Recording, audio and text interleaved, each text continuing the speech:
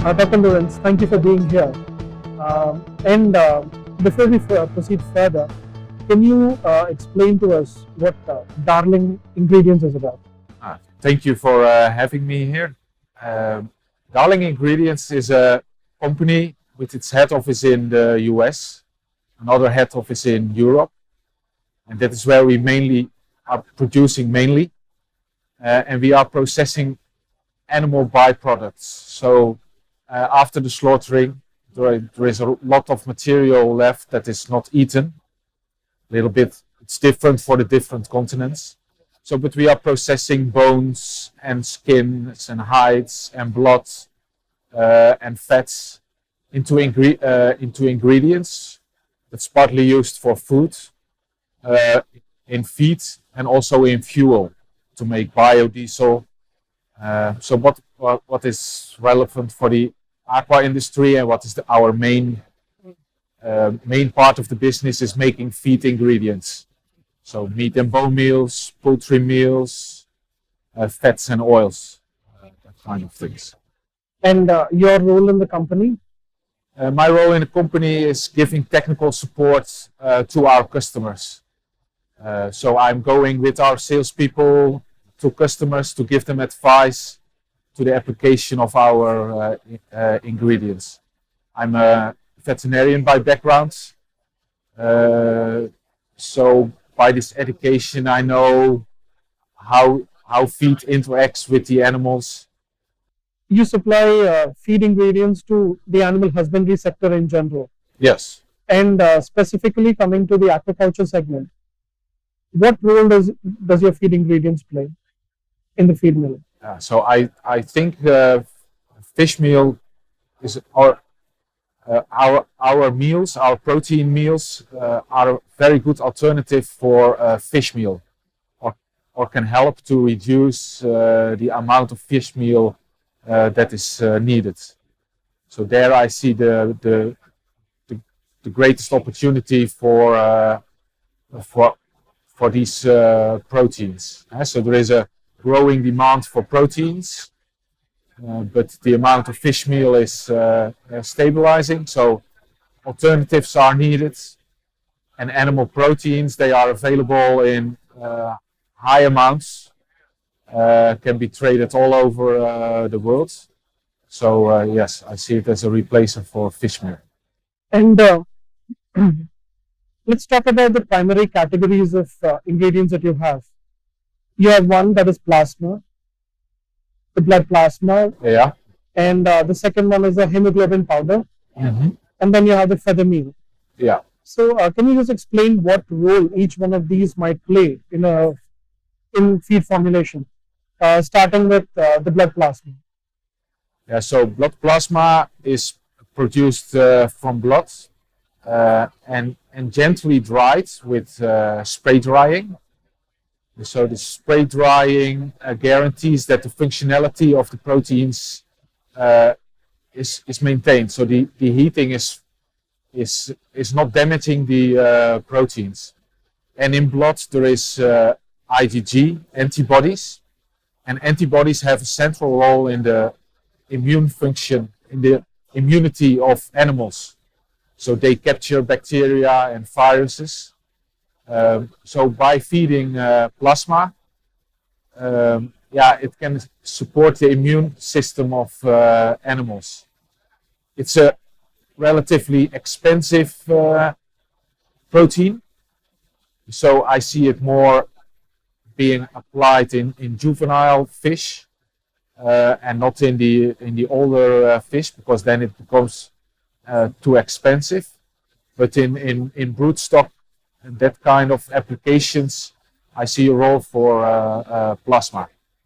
We have done trials in shrimp, also giving a presentation this afternoon about this trial, and then you see that it improves the performance of the young shrimp, so better growth and better survival. So blood plasma is basically it is a replacement for fish meal, or you reduce fish meal and you increase it? How does it work? So plasma I see less as a replacement for fish meal. I see it more as an uh, an additive ingredients. So for plasma, you talk about inclusion levels of 1 or 2%, but to give the extra performance. So for the replacement of fish meal, you more have to look at the fatty meals, the pork, meat and bone meals, the poultry meals, the poultry byproduct meal that are rendered proteins. They are really more bulky proteins. So the others, for example, feather meal and others, uh, like for example, for the Indian context, how would it work out for a feed miller or someone for replacing or reducing the fish meal and then supplementing it with? So I think for replacing fish meal, it's not simple, and you cannot say I can one by one replace the fish meal by poultry meal or by pork, meat, and bone meal, because you have to balance the amino acids, you have to look at nucleotides, you have to look at the minerals. So maybe you need different ingredients, but then then the poultry meals, if you look at the amino acids, they have a relatively very good amino acid profile. So, but for example, the the fats, if you compare it with fish meal, they are much more saturated. So you need other fat sources. You maybe need to add some amino acids that are different from fish meal. So a fish feed producer, the nutritionist really should look to the needs of the fish and how it fits in. There's also mention of hemoglobin powder. Yeah. So how does that fit into the feed ingredients, the performance? Yeah. So if we make the blood product, so the plasma where we talked about, then the other part are the red blood cells, and that is derived to hemoglobin. That has a very high protein content, more than 92%, and also because it's also spray dried, high digestibility. So so that is that's in. If you're looking at the ingredients, it's this has a very nice. This helps very well in replacing fish meal. This may be one of the components to use. Maybe also to balance the deficits that you have when you use plant vegetable proteins like soy protein. So you're talking about the percentage of protein. You have also made some studies on that. So how do you rate that fish meal versus hemoglobin powder, for example? The percentage of protein. Yeah, so in fish meal you have of course different kind of fish meals, but maybe maximum 65%. So hemoglobin with 92% is much higher in protein. If you look at the meat and bone meals, they can be at comparable levels. So and so also there you have to look how it fits. And if, for example, if someone were to replace uh, fish meal with hemoglobin powder or reduce it to a percentage, is it there has to be another inclusion of some crystalline amino acids to supplement some of the other things, or is it fine? Yeah, I think if you specifically for hemoglobin, hemoglobin is has a low level of say it by head of isoleucine, for example. So you have to look to other sources that can bring you this isoleucine, either as crystalline isoleucine or another ingredients. So what would be the ideal setup for a feed miller, for example, if he would like to have a very good performance and also reduced costs or balanced costs for him, what would be the ideal setup with all these ingredients? Yeah, so you have to look at what are the needs of shrimp, and then compose a diet with vegetable proteins, soy protein concentrates, with hemoglobin, with poultry meal, and there you do the optimization. Hey, you can the programs are available to do that with a good nutritionist.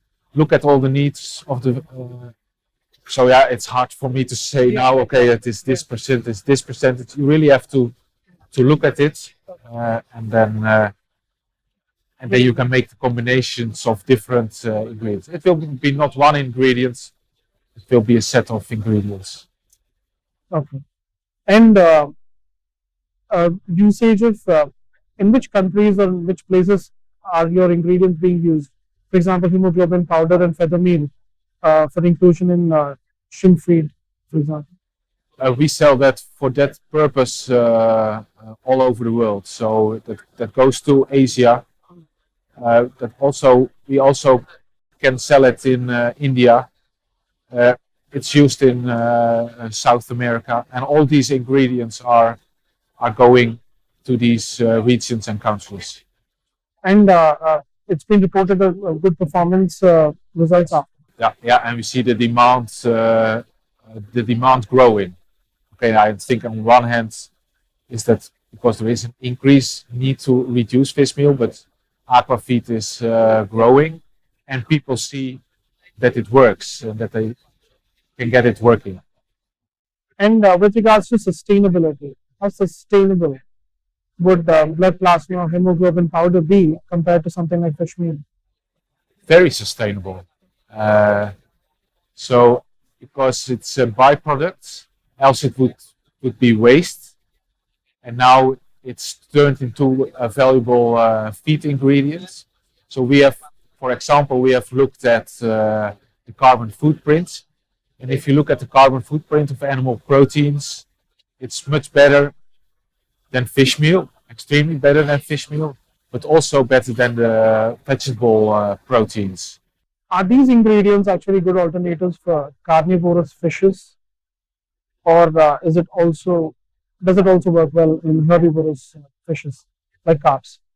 Yeah, so it works extremely well in carnivorous fishes or omnivorous fishes also. They also see that fish meal is a little bit used, so they can also use a little bit of animal-based proteins.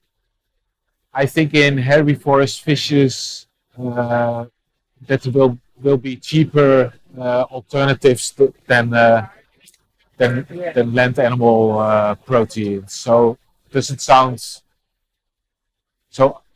I think the carnivorous fishes is a better species to look at for including these ingredients. And what are the fish species for which they're using these ingredients as of now? In sea bass, sea bream, shrimp, tilapia, salmon, salmonids. Yes. Of course, you're not suggesting complete replacement of fish meal. You're saying that depending upon the species, for example, shrimp, you can reduce it to a certain extent. Now, but has there been any studies on the attractability of the feed with the shrimp, for example? Um, I think that's certainly a point to look at, the attractability. Um, and and and that it may be needed to add another ingredient again to improve attractability. That's a nice thing of fish meal, but I think if you want to do it without fish meal and an attractant from land animal proteins, we also have hydrolyzed proteins and they mainly consist of amino acids, DN3 peptides, short peptides, and they may replace this attractant part. And else, I think there will be other alternatives besides fish meal that can be an attractant. For the Indian context, what do you think is the ideal ingredients that they could use among the entire portfolio of products that you have? Yeah, so for shrimp, I suggest to look at poultry meal,